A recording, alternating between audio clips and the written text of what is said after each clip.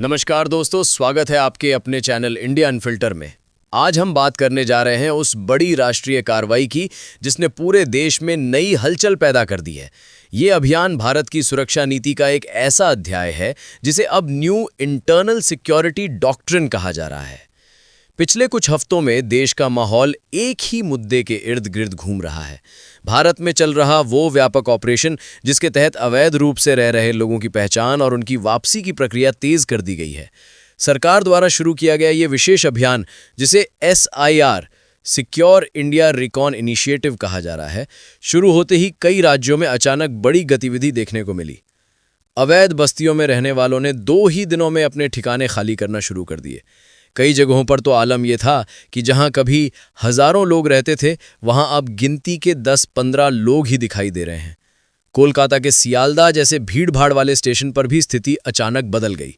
स्थानीय लोगों का कहना है कि इतने बड़े पैमाने पर खालीपन उन्होंने वर्षों में पहली बार देखा है। कई इलाकों में अनुमान लगाया जा रहा था कि लगभग 30 से 35% आबादी वो लोग थे जो बांग्लादेश या अन्य देशों से बिना अनुमति भारत आए थे। अब जब अभियान तेज हुआ तो इन बस्तियों में भगदड़ जैसी स्थिति बन गई। यदि आप इस तरह की जियोपॉलिटिकल और नेशनल सिक्योरिटी से जुड़ी गहन जानकारी पसंद करते हैं तो वीडियो को लाइक, शेयर और सब्सक्राइब जरूर करें।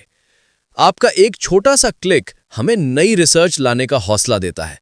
सरकार ने पहले ही स्पष्ट कर दिया था कि भारत में कोई भी व्यक्ति अवैध रूप से नहीं रह सकता, और अब यही नीति जमीनी स्तर पर अमल में लाई जा रही है।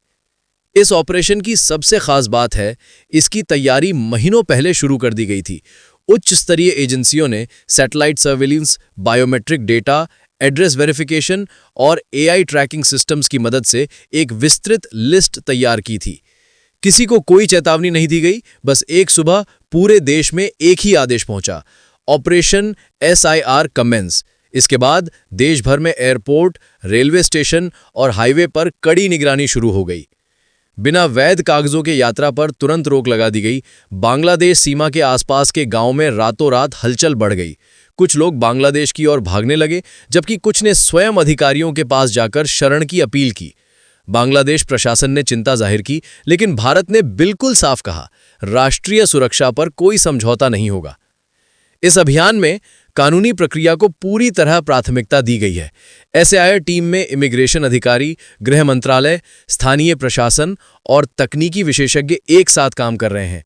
हर कार्यवाही कैमरे पर रिकॉर्ड की जा रही है ताकि किसी निर्दोष व्यक्ति को नुकसान ना पहुंचे।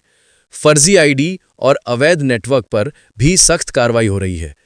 कई शहरों में टेम्परेरी वेरिफिकेशन सेंटर्स बनाए गए हैं, जहां पकड़े गए लोगों को कानूनी सहायता भी प्रदान की जा रही है ताकि प्रक्रिया कठोर हो लेकिन अमानवीय न लगे। देश के कई हिस्सों में लोग राहत की सांस ले रहे हैं। लंबे समय से जो सुरक्षा और सामाजिक तनाव बना हुआ था, वो अब कम होता नजर आ रहा है। कई विशेषज्ञ इसे 1971 के बाद भारत का सबसे बड़ा डेमोग्राफिक करेक्शन कह रहे हैं। विदेशी मीडिया में से new India doctrine, internal border discipline model और new era of security realism जैसे नाम दिए जा रहे हैं। सरकार अब दूसरे चरण की तैयारी में है, जिसमें सीमा सुरक्षा को स्थायी रूप से मजबूत किया जाएगा। Smart boundary systems, automated surveillance और आधुनिक सेंसर तकनीक हर चौकी पर लगाई जा रही है। यह अभियान सिर्फ एक ऑपरेशन नहीं, बल्कि एक संदेश है।